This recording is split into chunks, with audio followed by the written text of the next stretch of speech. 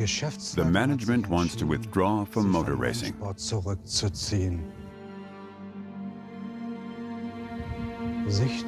Withdraw. 60 years of motorsports history. Over just like that.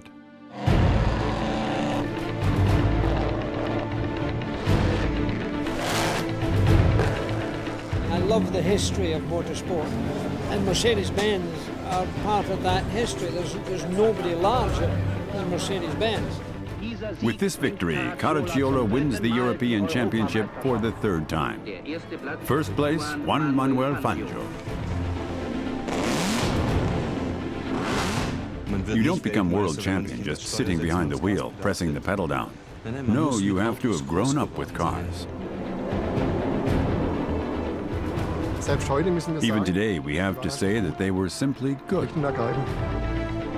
Rudolf Caracciola is the current holder of several international speed records on Mercedes-Benz.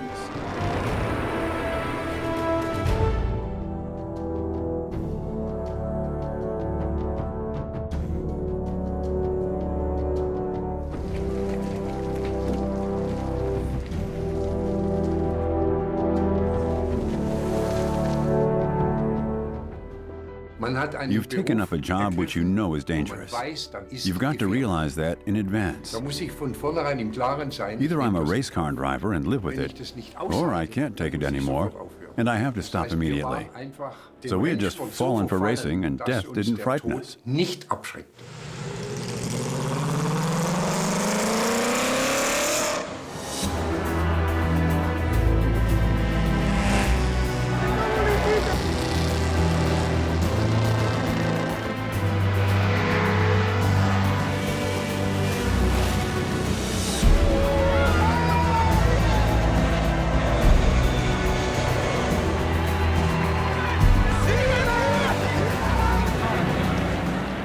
I'll keep driving.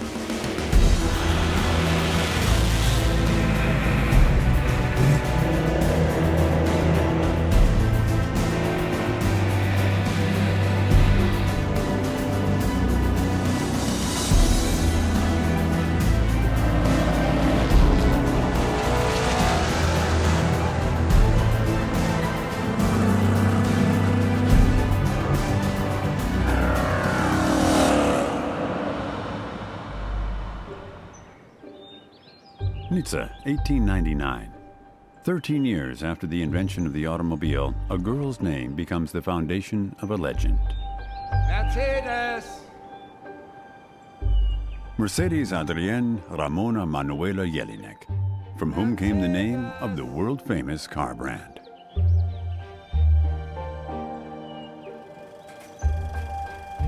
Her father, Emil Jelinek, registers in 1899 for a car race in Nizza under his daughter's name. From now on, all Daimler cars brought to the starting line by Jelinek start under the Mercedes name. The first victories are achieved, and in 1901, the 35-horsepower model is dominating the racing scene. The name Mercedes has become famous overnight. From 1902 on, the successor to the 35-horsepower Mercedes is called Simplex. This 28-horsepower Simplex from 1904 thrills the owner Dieter Dressel again and again.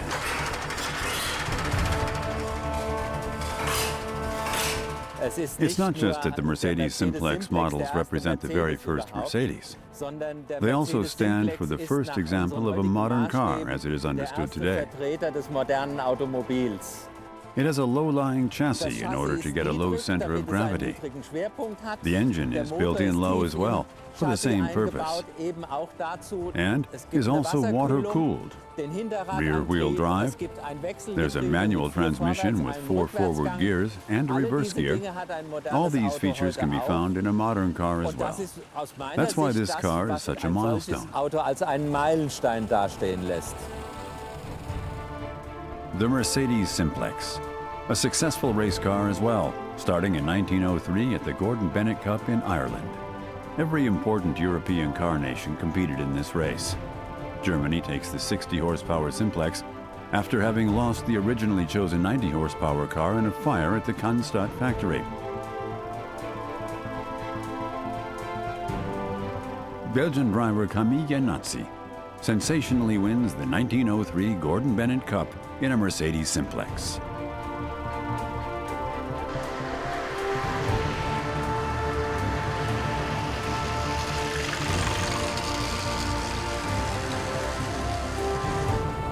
The Swabian car brand stays closely linked to racing in the following years.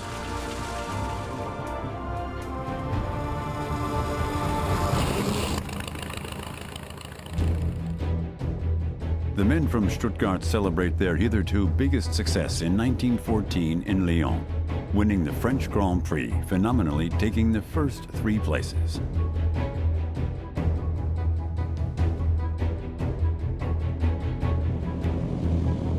The original victorious car from back then found a new home far away from its former site of success. It's now driving in Oregon, where former Senator George Wingard rebuilt the Grand Prix car from 1914.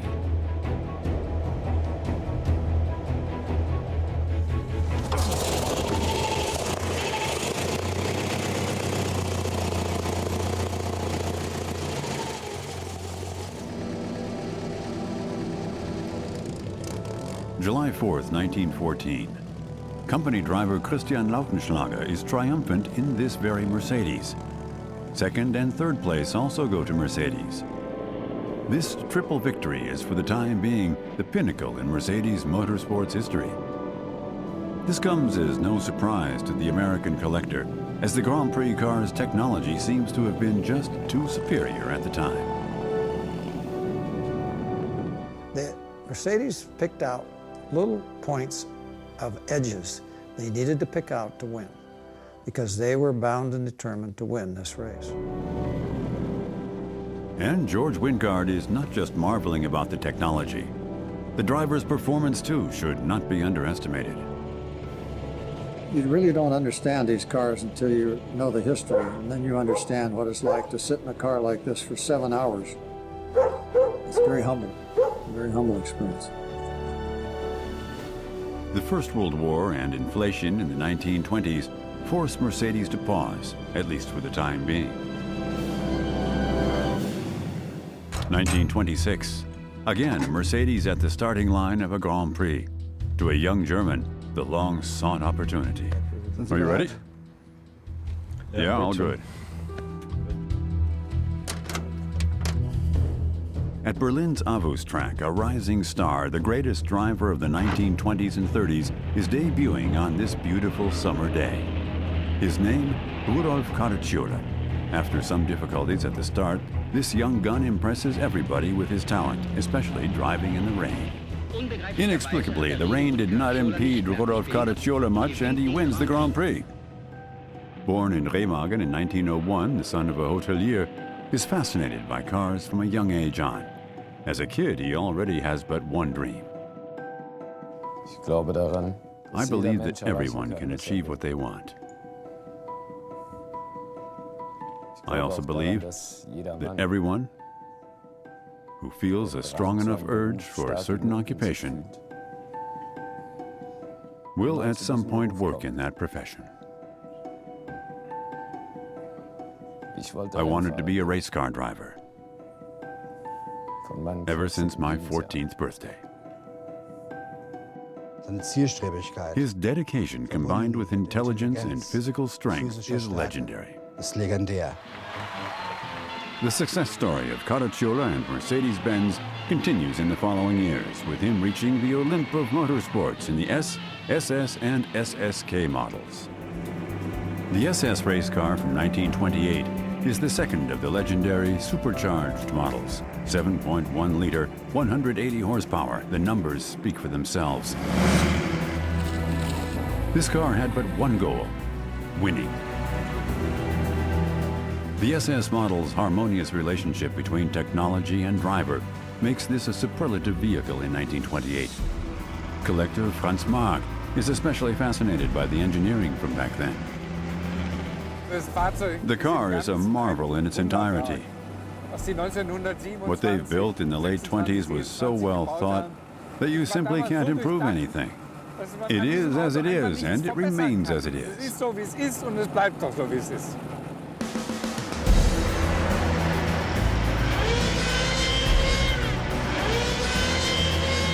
This roaring supercharger frightened the competition. So in 1929 in Ireland, during this golden age of motor racing, the Tourist Trophy is revived. For some time now, Caracciola is no longer an outsider, especially not when it's raining. It's raining, and everybody is driving slowly except Caracciola. The restrained German quickly becomes the master of driving in the rain. Thus, Rudi Caracciola gets his TT win and is now one of the up-and-coming stars. Apart from the SS model, the SSK with a shortened wheelbase gets raced too. This car is thought to be the most spectacular of the six-cylinder supercharged models. Collector Everett Laumann can hardly conceal just how proud he is when speaking of his SSK. First of all, it's a very important car. There are only a few are made in the years 29, and this is one which is completely original. Other thing which is so wonderful, that this car is never been spoiled. No, it is exactly the SSK of 1929.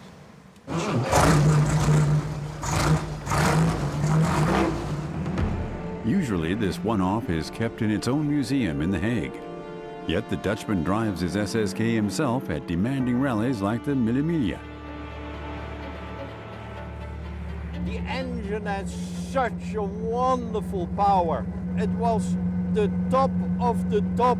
You could not get a better car than an SSK. I love it. I love to drive it. The result of the merger of Benz and Daimler Motorengesellschaft, the Mercedes-Benz brand is the benchmark with regard to technology, design, and innovation at the end of the 1920s. The culmination for now, the SSK. This last letter stands for the shortened wheelbase Kurz in German of this majestic sports car. Caracciola continues to win with the Super Sport Kurz. At the beginning of the 1930s, economic disaster strikes. The Great Depression erases many jobs, and Mercedes-Benz discontinues racing. That was, at least temporarily, the end of my career as a German race car driver. I went to Alfa Romeo, but I knew it was only a guest appearance. I often sat for long talks with my friend Neubauer. We made plans, talked of new race cars, bigger, stronger, faster, and more beautiful than any race car prior. But those were just dreams. After 3 years, Mercedes-Benz is back at the racetracks. The 1934 Eifelrennen is the ideal stage to showcase the newly developed car. Driver Manfred von Brauchitsch is supposed to turn the comeback into a victory. One day before the race, however, some problems occur. We're not allowed to start. The whole preparation for nothing? The new racing formula allows for a maximum weight of 750 kilograms. At the weighing, the organizers find the car to be too heavy by 1 kilogram. Come on, you can still come up with something. One of your famous tricks. Otherwise, we're the ones who are painted stupid in the end. The legend of sanding down the white paint supposedly gave birth to the Silver Arrows. The truthfulness of Alfred Neubauer's story cannot be verified. However, what is known, the era of the Silver Arrows is as legendary as it is unique in motor racing history. At the beginning of this time, the W25, the very first Mercedes-Benz Silver Arrow, starts on the 3rd of June, 1934 in the Eifel. Of course, I needed some time to get used to the fast and agile vehicle. The road holding was amazing. It was a completely new feeling to suddenly sit in the middle of the vehicle with the clutch between the legs. This meant that you had to change your driving technique completely. A dream debut with Manfred von Brauchitsch steering the Silver Arrow to victory in the Eifel. This win is the stepping stone to the building legend, which even 80 years later hasn't lost its draw. Gerd Straub, project manager for historic race cars, sits down where von Brauchitsch once celebrated his greatest success.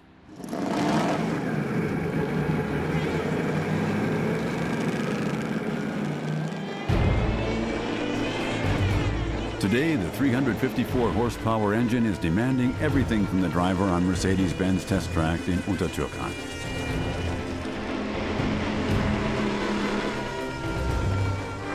To the left, it's rather warm as the exhaust pipe is running back next to the seat. You really feel that. It always keeps speed in order to keep the spark plugs clean. The 8-cylinder straight engine has 3.4 liters at the beginning. In its time, the W25 is a racing monster. After winning its first race in the Eifel, the Silver Arrows are held as the favorites for the next race. At the French Grand Prix, the public's focus is on the race cars from Germany, and especially on the return of a legend. Rudolf Caracciola is returning to Mercedes-Benz with this race. Racing manager Alfred Neubauer is rather skeptical, however. Crashing in an Alfa Romeo, Caracciola severely injured his leg, and neither is he in the best shape psychologically.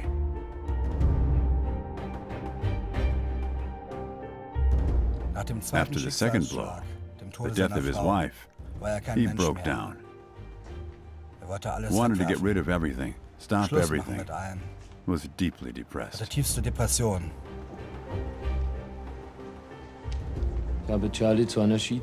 talked Charlie into going on a ski tour from which she never returned. I've lost my best friend. Despite his reservations, Neubauer has trust in the abilities of his protege, and Caracciola turns up in best form.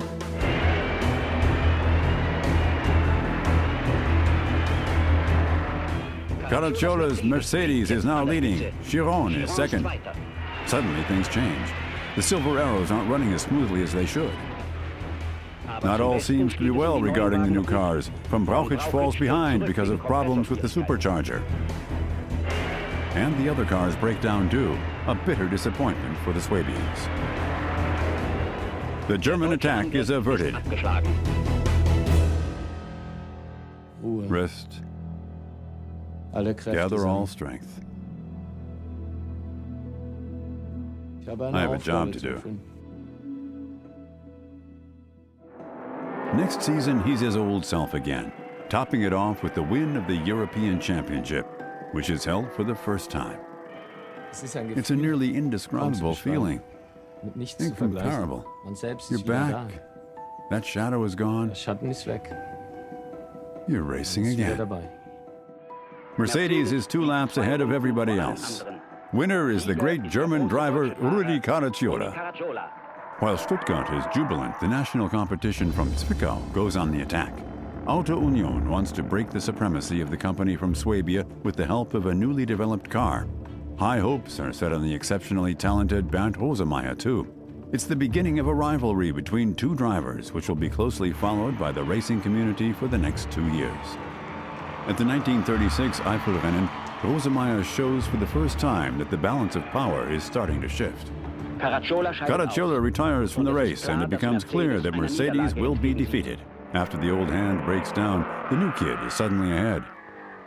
It's young Bernd Rosemeyer, who used to race motorcycles. How he was able to throw the heavy Auto Union car through the bends, it makes one fear and worry. I wonder, is it natural talent, courage, or recklessness? Rosemeyer's impressive performance ensures that he will be remembered as one of the all-time greats. From now on, he is famous as the master of the fog. For Mercedes, defeat after defeat. Auto Union takes everything with their young star, Bernd Rosemeyer. Mercedes-Benz stops all racing even before the end of the season, and at a press conference presents measures which are to be taken for the next season. Next question, please. What are you going to do now, Mr. Neubauer? We at Mercedes have come to the conclusion that the defeat of last year's can be traced to a simple design flaw. But I'm telling you, let the past be and let's look towards the future. We've hired a bright young man for our racing fleet. Good morning, gentlemen. My name is Rudolf Uhlenhaut. I'm an engineer. Management puts great faith in the talented 30-year-old and entrusts him with heading the racing division. During testing at the Nürburgring, Uhlenhaut tries to find the reasons for last year's botched season. It quickly becomes clear that a refined version of the W25 doesn't make much sense, and so he decides to begin from scratch. Major changes in the concept lead to the development of the W125. Completely new running gear, much stronger engine than the previous version. The W125 had a stronger frame, but it was not heavier. A new front axle, a new rear axle, and we were able to maintain the permitted weight of 750 kilos. Everybody is awaiting the matchup between Caracciola and Rosemeyer at the Tripoli Grand Prix. First lap, Caracciola is leading. Stuck and Rosemeyer chasing him. 7th lap, now Van Brauchitsch ahead of Caracciola. 15th lap, Rosemeyer leading in front of Van Brauchitsch and Fagioli. 20th lap, Lang leading ahead of Rosemeyer and Delius. But none of the favorites wins. Instead, a former mechanic is triumphant. Hermann Lang is the man to watch. He's not only an excellent race driver, he's also an excellent mechanic. He has an ear for the sound of an engine and a sixth sense for the machines. And he's always able to exactly assess the strengths and weaknesses of his opponents. At Vienna's Höhenstrassenrennen, Hermann Lang shows his mastery of hilly terrain. He pushes his Mercedes-Benz for this race with twin rear wheels beautifully through the turns, eventually gaining the best overall time of the day. The Großglockner serves as the setting for these spectacular hill climb races. Hermann Lang drives to a new course record with the W125. More than 70 years later, the car returns. Jochen Mass, former Formula One driver and winner at Le Mans, at the wheel.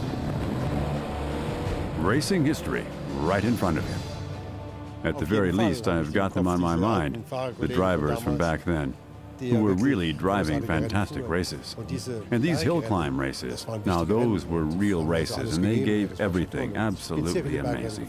I've been driving many hill climb races, and I know how dangerous these can be if you're driving at the limit. It's a gratifying experience to drive these cars, to think of these men back then who drove great races. And these cars were fantastic. The 125 went like nothing else, and won. With the picturesque Alpine setting in the background, the former touring car champion is pushing the 6-liter engine up the mountain, his feet constantly working the pedals. The curvy road demands full concentration even from an old hand like Maas. One mistake would have fatal consequences. Yet the 66-year-old knows the car like no one else. Car and driver are one. A symbiosis just like 80 years ago with Hermann Lang. Only then, under true racing conditions. After Hermann Lang's surprising success in Tripoli, the remainder of the 1937 season goes through as expected, with the ongoing match between Caracciola and Rosemeyer being the key theme. Caracciola and Mercedes-Benz want to regain the crown of the European motor racing scene at the German Grand Prix. Both top drivers and their cars are really driving in a league of their own. Till today, this duel is seen as one of the most exciting in motorsports history. 2 laps later, and Rosemeyer is in the lead. Another 4 laps, and his tire bursts, and his hub shell is broken. Nuvolari on Alpha is third, when a damaged tire slows him down. Caracciola is driving as masterfully as ever. This is Caracciola's 5th win at the German Grand Prix in a Mercedes. The European Championship again goes to Stuttgart, and the 2 German racing stables are competing on the German Autobahn as well. Speed records are equally part of it, as are Grand Prix victories. Rudolf Caracciola gets 5 class records and 1 world record in 1936, attaining a top speed of 372 kilometers per hour. No one has ever been that fast on a public road. The former record holder doesn't make it undamaged through the war. The once impressive body is in a bad state. An exact replica is best positioned to measure the aerodynamics in a wind tunnel for the first time, as that had played a key role in Caracciola's success. No better place for testing than Mercedes-Benz wind tunnel in Untertürkheim. Dr. Teddy Voll, head of aerodynamics, is impressed with the 80-year-old design. The streamlined body is almost perfect. The bulbous front allows for no turbulences, so the air is displaced nearly without any vortices to stream along the body and suddenly flow together at the stern. And there at the back is a very small transom in order for the flow to easily reunite and separate cleanly.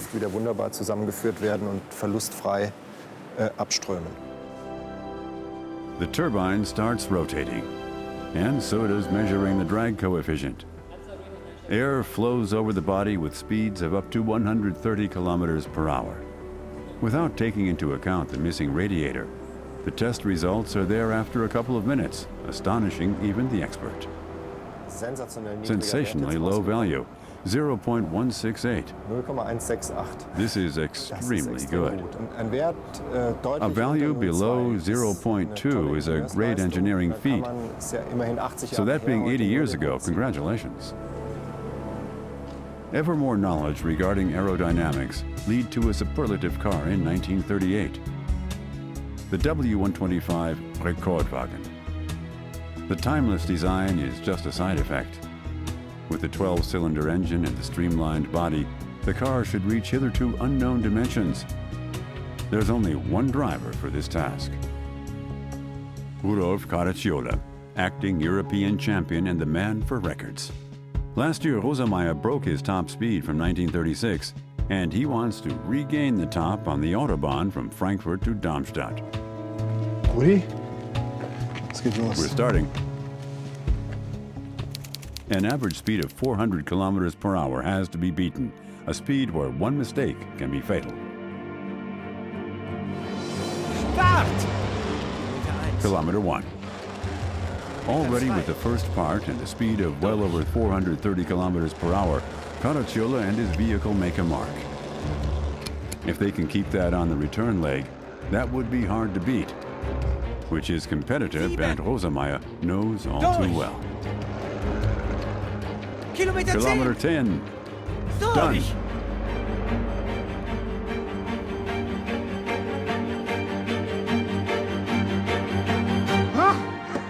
That's the record. 432 kilometers per hour on average are to be beaten by Rosemeyer. However, the building breeze is concerning the organizers. Congratulations. Thank you. Have you guys called the Weather Bureau again? It'll be fine.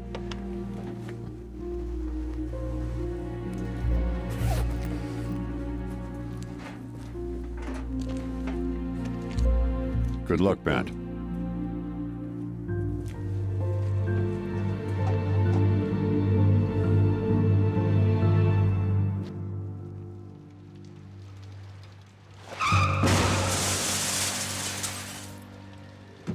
Caracciola's record is unbroken till today. At kilometer 9, a gust takes the Auto Union car. Rosemeyer has no chance and is immediately dead. At the pinnacle of his career, his passion proves to be his undoing. Motor racing loses one of its greatest idols on this 28th of January. Yeah. He was the embodiment of youth and heroic courage. He took the greatest gamble and paid the highest price.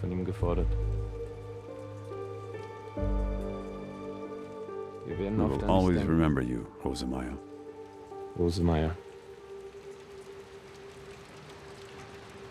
Bernd Rosemeyer is survived by his wife and child. Racing goes on, however. Brit Richard Seaman joined the Mercedes-Benz team last year. In the 1938 season, he's keen to go for it. The English gentleman finds his great love in Germany, Erika Popp, daughter of the BMW CEO. Together they buy a house on Lake Starnberg. In his pursuit of happiness, he even breaks with his conservative mother in London, who is appalled at her son starting for Nazi Germany. To Seaman, racing success is all that counts.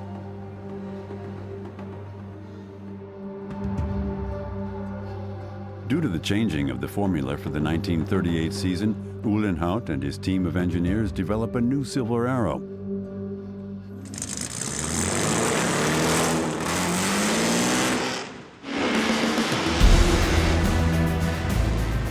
Cylinders, 3-liter engine displacement, and 484 horsepower, the W154. Clearly to be seen is the avant-garde aerodynamic design. The W154 can attain a top speed of more than 300 kilometers per hour. The driver is sitting between two tanks filled with highly inflammable fuel. Another reason why Gerd Straub doesn't push his car to the maximum potential at the test track. It makes sense not to think too hard about that. As fully fueled, you're sitting between 400 liters of methanol fuel. You can't see it. When it burns, it just gets warm. Difficult to imagine now that there were 20 of these vehicles at the starting line at the Nürburgring, fully loaded with fuel. Well, they were the heroes of their time. German Grand Prix 1938. This is Richard Seaman's chance to finally show that he is a full member of the team. He's battling it out with Manfred von Brauchitsch. Manfred von Brauchitsch is in the lead. Finally, it seems his biggest dream comes true, winning the German Grand Prix.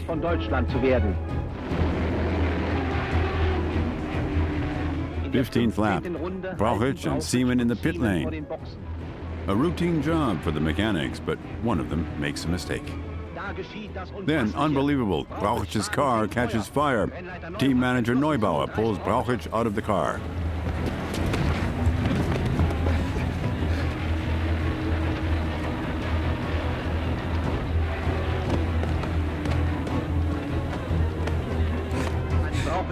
Passing Brauchitsch's burning car, Seaman goes on to take the lead.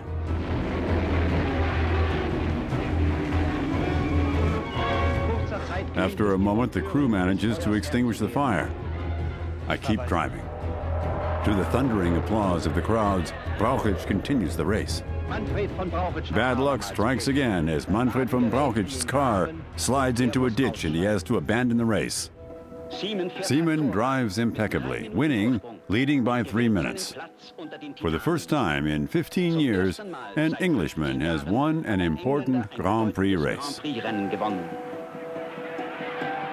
Seaman manages to emerge from the shadow of the other drivers. This victory at the German Grand Prix is for the time being his professional high point. And privately, it's going rather well too, as he marries his great love Erika Popp in the winter of 1938.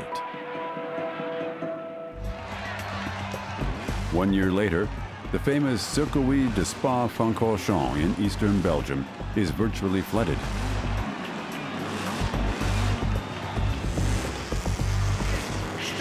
Immediately after the start, a group of silvery cars jumps ahead. First place, Müller in Auto Union, trailed by Seaman and Lang. Traditionally, the drivers are supported by their wives at important races like this one. Seaman in the lead. 12th lap. Auto Union is left behind due to an engine failure. So it is now an internal duel. Despite the rain, top speeds of up to 220 kilometers per hour are expected. 22nd lap. Neubauer is awaiting his two drivers to pass the pit lane. But only one Silver Arrow emerges out of the dense rain, Hermann Lang's. Seaman is nowhere to be seen. Where is he? The sad news reached the team after several minutes. Seaman had a grave accident. It is not yet clear just how badly injured the Brit is. In a blind left bend, a race official waved the yellow flag at me. Watch out, danger. And I immediately reduced speed. But I could not see straight away what had happened. But at the end of the bend, I saw that a racing car had crashed into a tree. And whilst driving past, I recognized Seaman.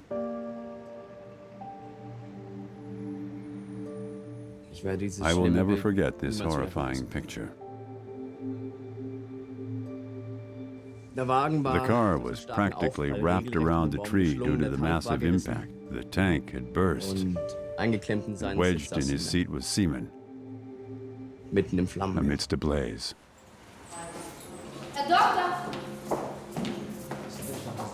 Richard Seaman is brought to the next hospital immediately. He is in critical condition. Erika and Alfred Neubauer are waiting in front of room number 39 for hours now. The doctors are fighting for the Brit's life, but to no avail. I'm very sorry. Just 1 year of being together and Erika becomes a widow, being just 19 years old. The experienced team manager cannot fathom it either. He knows the dangers of motor racing like no one else. But this is the first time it hit one of his protégés.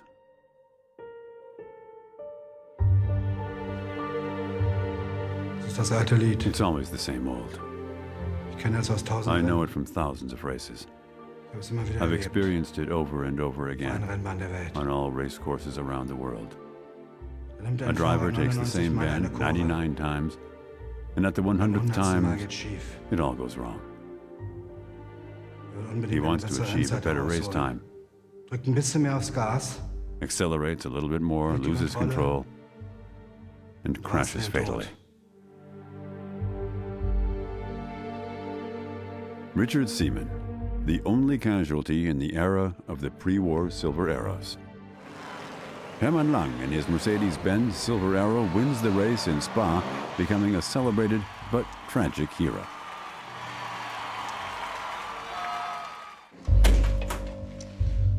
December 1938. Rudolf Uhlenhaut's design office is bustling with people. Just a few weeks ago, the board of directors decided to build a new race car, as the organizers of the Tripoli Grand Prix decided to use a new formula for the desert race in the Italian colony. Only cars with an engine displacement of no more than 1.5 liters are allowed to start in May 1939. Modify the W154? Impossible. A new development is needed. Many all-nighters and dozens of drawings later, the W165 is ready in April 1939 already. A technological masterpiece.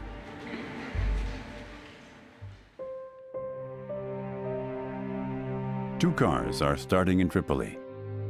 The chosen pilots are Hermann Lang and Rudolf Caracciola.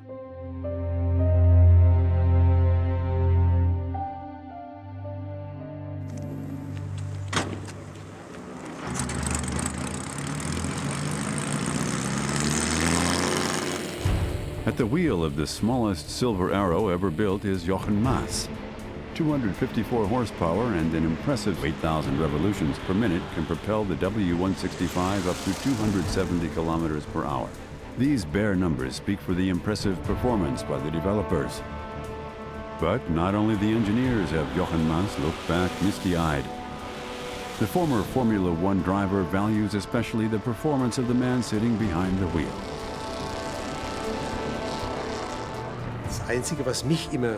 The single most impressive thing is driving it over such a long time, driving it precisely. Bringing the car up to speed. At every turn, being on the inside and this and that. That's no mean feat. especially as these races were long, up to 5 hours, incredibly tough. Seen from now, I can't really fathom it. In Retrospekt kaum nachvollziehbar, was die damals leisten.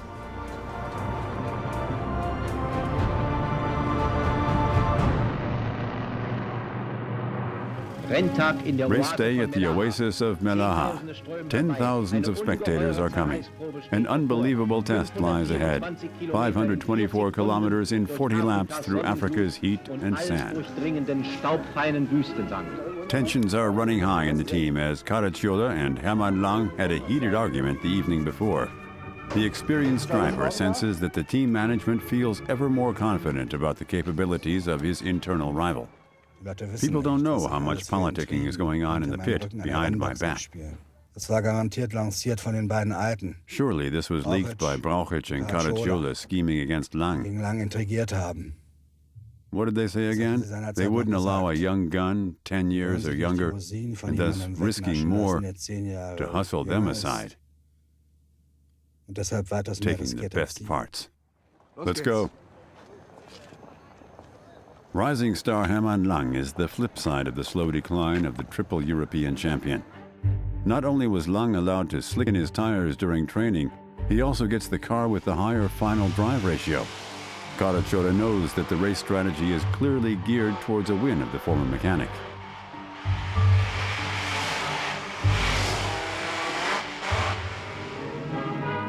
28 red race cars from Alfa Romeo and Maserati, which both have ample experience building 1.5-liter cars versus the 2 silver Mercedes-Benz cars. What even the most die-hard optimists didn't dare predict becomes reality. The 2 Mercedes-Benz cars leave their competition far behind. Their high-revving engines with their Mahle light alloy pistons are working with the regularity and reliability of a clockwork. Hermann Lang crosses the finish line in a new record time, becoming winner of the fastest race in the world for the 3rd time in 3 years. Caracciola feels abandoned, especially by his team manager. Rudi has always been disciplined, but suddenly he's acting like a prima donna. I really don't know what's wrong with him. Is it his being jealous of Lang? The two didn't even take notice of each other. The young gun from Swabia shines for the remainder of the season, becoming European champion, only unofficially though. Only 5 cars participate at the Belgrade Grand Prix. 2 days after the invasion of Poland, it's clear to everyone that this is the last race for the time being. Nuvolari wins the last Grand Prix of the season. By now, the public's attention has moved away from the racetracks of Europe anyway. For 6 years, Europe descends into a war which alters the course of history. At the end, nothing but ruins, depression, and grief. The German economy lies in tatters. The Allied bombing campaigns have hit the Daimler-Benz factory especially hard. Rebuilding has absolute priority. Motor racing in Germany is pausing. Then, in 1951, the board of directors decides clandestinely to return to motor racing. After 2 sobering races in Argentina, Uhlenhaut and Neubauer are tasked to create a new team for the 1952 season. And after 13 years of absence, a new car, too, to prepare for the comeback.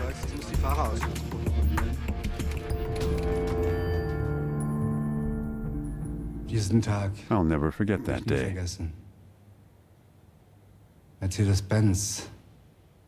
Mercedes-Benz is taking up racing again after the war, and they got a new car. This day was like the beginning of a second youth to me.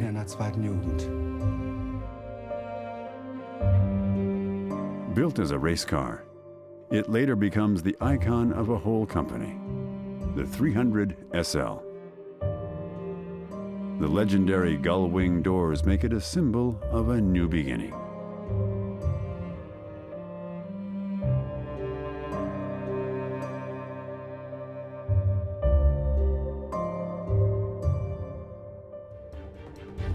Stuttgart, Untertürkheim, Mercedes-Benz test track.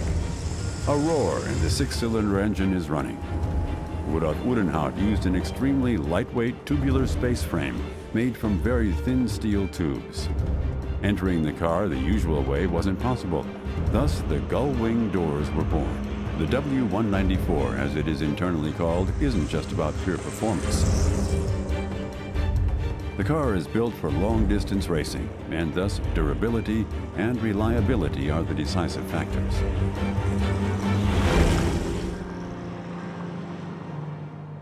After becoming second in the Mille Miglia, the team from Stuttgart is setting its sights on a win in the next long-distance race. Every year, the small town of Le Mans in northwestern France gets crowded by 100,000 motorsports enthusiasts. The 24 Hours of Le Mans are one of the most prestigious races in the world. 3 Mercedes-Benz cars are at the start. One of the drivers is Hermann Lang, who has hoped to turn his experience into success. At Tertre Rouge, the 2 Cunninghams, steered by Fitch and Walters, are leading. And then come the Mercedes. Neubauer just gave his protege some new advice. The Mercedes caught up and is now attacking the quick Gordini. At halftime, the Mercedes-Benz cars are still in the middle. Lang is driving cautious. He knows how to spare the material. Many drivers don't finish at the 24 Hours of Le Mans due to technical difficulties. The former mechanic knows that. As the race draws to a close, Lang goes on to attack the leading Pierre Levet, who is leading by quite a margin. He's chasing him, but he's unlikely to gain 4 laps. Lang, however, will leave no chance unused. Now he tries to overtake and has passed. A good race car isn't enough. The drivers are equally important. Mercedes-Benz had excellent, really exceptional drivers. The strategy comes to fruition. Levet has broken down. Somewhere on the course, the Talbot had to stop. Neubauer is excited. The Mercedes cars seem to be the winners. Sensational. After 13 years of absence, Mercedes-Benz is back at the top. Neubauer is signaling. Place 2 goes to number 20, and for the first time, this magical 1 goes to Lang as he is passing the pit lane in the lead. Mercedes number 21 finishes first. An epic race comes to a close. Everybody gave his best. I want to play it safe, especially regarding the choice of the driver for the Grand Prix event.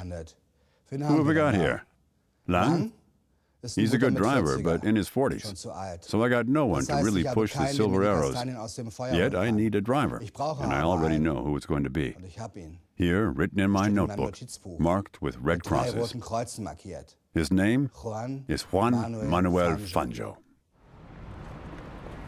When Mercedes-Benz returns to the pinnacle of motor racing in 1954 by hiring the Argentine, they get one of the best drivers of the time. Together with Fangio, they want to found the second era of the Silver Arrows. July 4th, French Grand Prix. The last seconds before the start. In the first row are Fangio, Kling, and Ascari. The new Silver Arrows are debuting in the still young Formula One. Right from the start, Kling, number 20, and Fangio, number 18, are leading. Now Fangio gets ahead of Kling. Behind them, Gonzalez and Hawthorne and the new Ferraris. Double victory for the newly developed Mercedes-Benz and a record average speed of 186.6 kilometers per hour. Mercedes-Benz is back, and impressively so. The debut of the new Silver Arrows shows parallels to the one from 1934, when Manfred von Brauchitsch won in the Eifel. This time, it's Juan Manuel Fangio who is exciting the crowds. The son of Italian immigrants has a special technical knowledge after having apprenticed as a mechanic. You don't become world champion just sitting behind the wheel pressing the pedal down. No, you have to have grown up with cars. To be honest, many drivers could have beaten me if they had been driving behind me. They lost because they passed me. Seen by many as the most beautiful race car of all time. The streamlined body, every curve hints at its unlimited speed potential. the W196R.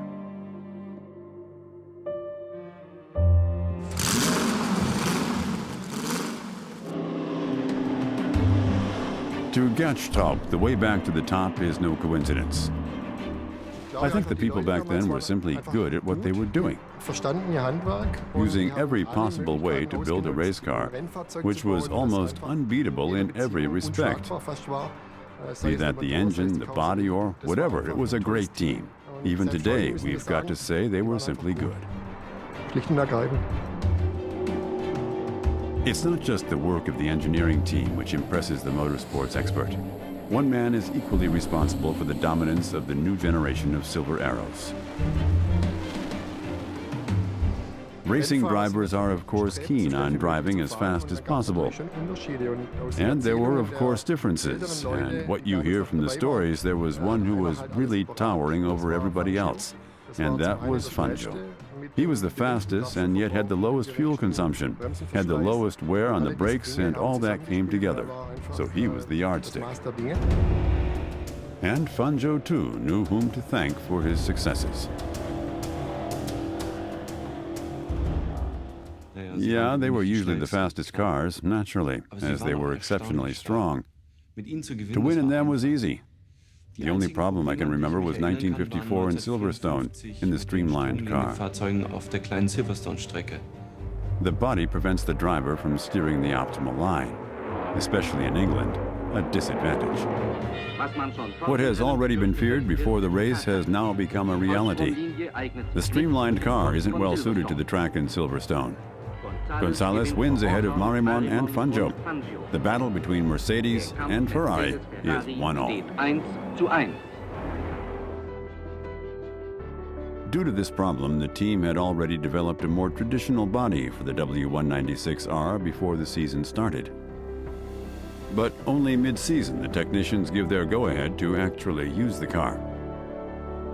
Hans Hermann is then the youngest team member. Today, over 80, he's one of the last remaining witnesses of that time. The fascination remains till today.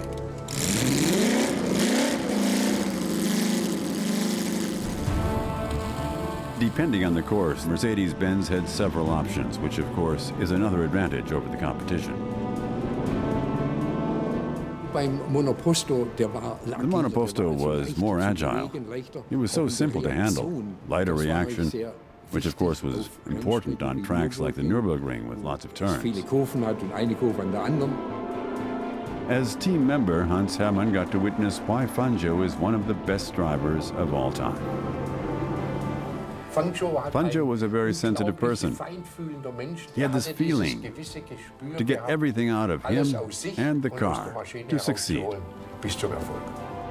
With one Manuel Fangio and those two different bodies, the Silver Arrows are thought to be the favorites for the World Championship, even in their first season.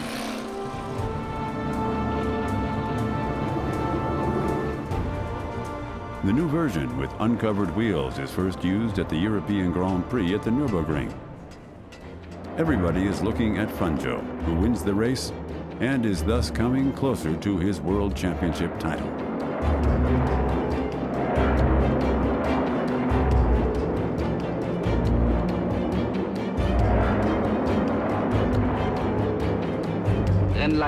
Team manager Alfred Neubauer in action.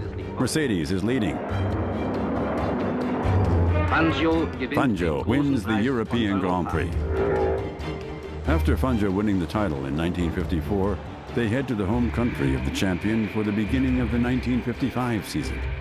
In Argentina, everybody is counting on a win of their national hero. In grueling heat, many drivers abandon the race, but the Maestro keeps driving impeccably. The Autodromo is virtually exploding as he wins the legendary heat battle of Argentina.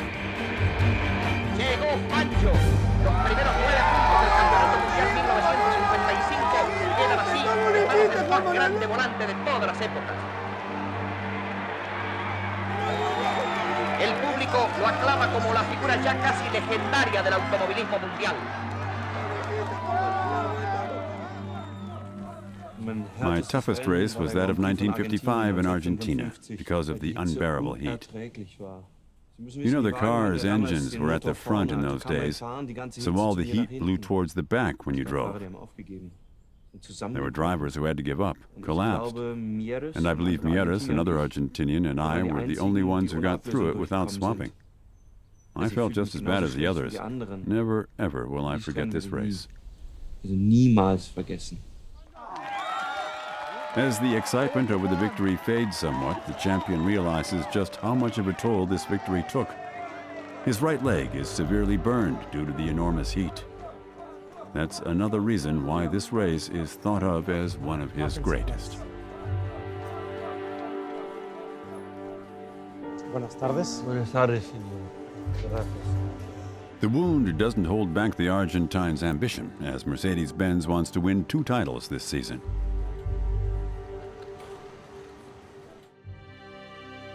And the stable from Stuttgart is starting in sports car races again, too.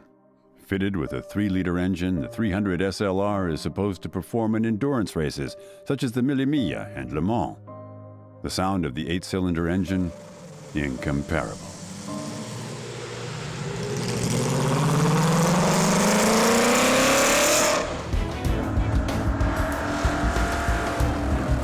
The Silver Arrow pilot Sterling Moss once said about the sound of the 300 SLR, "No other engine sounds so me." Obviously, the engine running speed was quite high for those times. The engine was brought up to 8,000 revolutions. And at that point, it can naturally get quite aggressive. And due to the long inlet manifold and relatively short exhaust with almost no muffler on it, it can sound pretty vicious.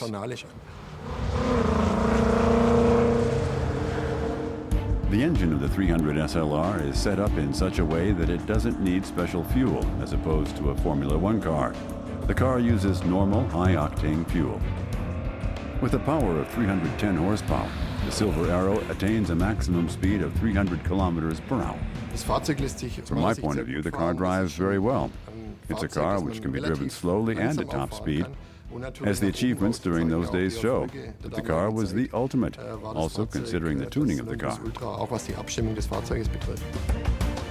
The maiden voyage takes place in northern Italy. Neubauer hired young Brit Sterling Moss to achieve the goals set.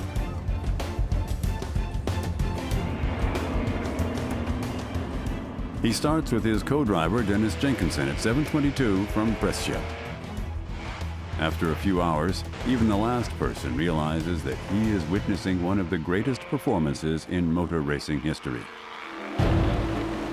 As Sterling Moss crosses the finish line after 10 hours, 7 minutes, and 48 seconds, a record unbroken till today. To understand just how great a performance this is, one needs some imagination, as a repeat seems impossible.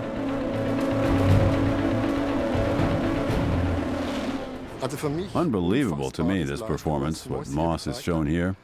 If you've participated in the Mille Miglia, even just as a service driver, you're driving all day and get an average speed of 50 kilometers per hour, and he drove an average of nearly 160. Unbelievable, unbelievable. Le Mans is another stop for the 300 SLR. Mercedes-Benz is already on a farewell tour to the international motor racing scene. The board of directors has clandestinely decided to discontinue racing. Neubauer hires Frenchman Pierre Levesque specifically for this race, aside from his core team. 3 years ago, he left a lasting impression on the team manager with his solo drive on this course. The race becomes a private battle between Fangio and Mike Hawthorne in Jaguar. The spectators are watching dangerously close, a crucial part of the biggest catastrophe in motorsports. The two are trading the leading position, all the while overtaking the competition. Shortly after 6 p.m., frenzied activity in the pit lane as changes are ahead. 5 cars are approaching the lane. Among them, the leaders and Pierre Levesque.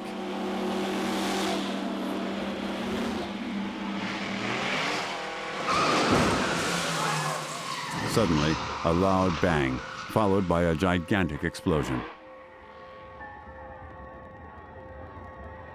The people in the stands and in the pit lane are mortified. Sheer horror. What happened? A race car shot into the crowd with over 200 kilometers per hour. It's Pierre Levesque's Silver Arrow. A car in front of him pulls out. Levesque has no time to react. The car in front of him becomes a ramp. Over 80 people lose their lives that day, Levesque among them. The catastrophe of Le Mans changes motor racing.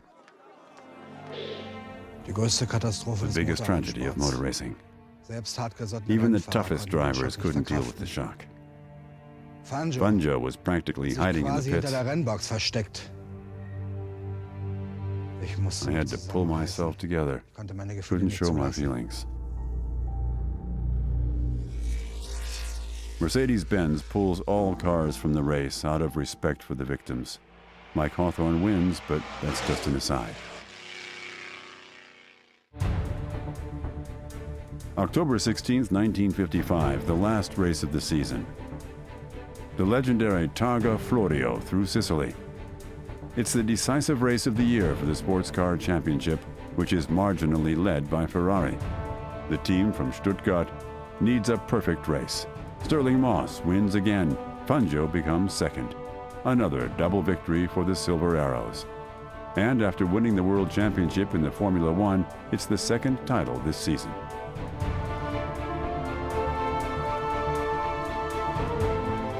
I'm still in a daze from the victory party. And it's when I come back to my Italian flat that I see a letter on my desk from Mercedes. The management wants to withdraw from motor racing.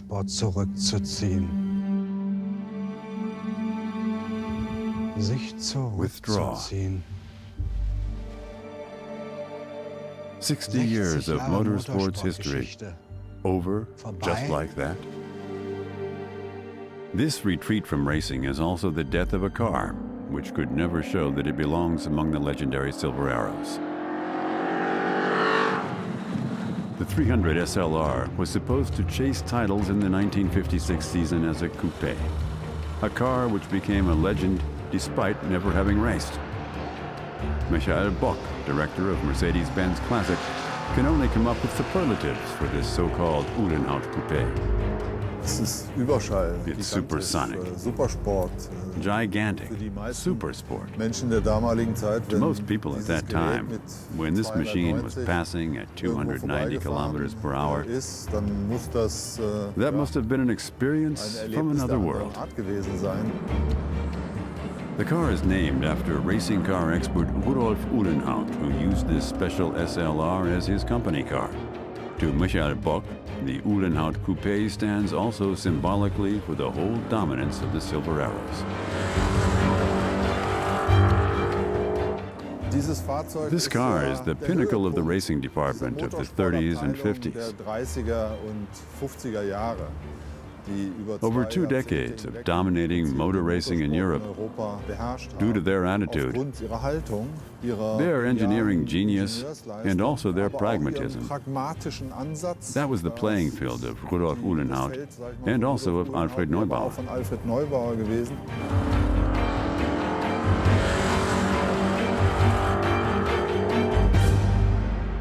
The story of the Silver Arrows, shaped by the men who were accompanying them. Rudolf Caracciola, racing icon of the 20s and 30s. He's the most successful Silver Arrow pilot. After a grave accident in Bern in 1952, he has to retire from racing. 7 years later, he dies in Kassel. His contemporaries pay their tribute to him in Untertürkheim. Manfred von Brauchitsch. He's winning the first race ever in which a Silver Arrow had participated makes him a legend. Famous for his volatile temper and his spectacular driving style. After the war, he doesn't manage to get his career started again. He dies in 2003. Richard Seaman. As a Brit, he's leaning against the political tide. Not even 2 years lasts his private and professional pursuit of happiness. He bets everything and loses.